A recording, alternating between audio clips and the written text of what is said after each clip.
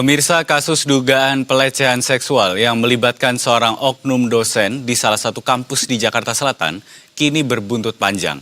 Tidak hanya mahasiswi yang mengaku menjadi korban, dosen berinisial Y yang disebut sebagai pelaku pun turut membuat laporan ke Polda Metro Jaya.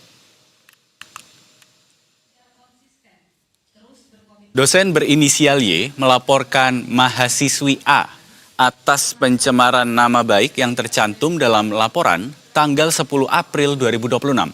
Berdasarkan pengakuan mahasiswi, kasus ini bermula dari ajakan dosen yang mencoba menjalin hubungan pribadi.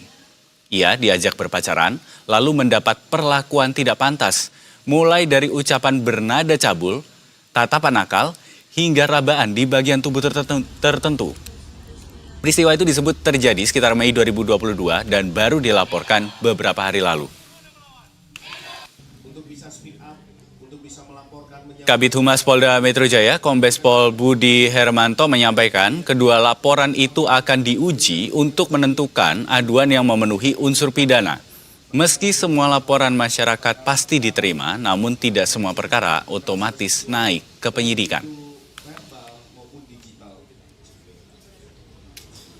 Selanjutnya tentang ini dilaporkan, begitu juga dengan sang dosen membuat laporan balik.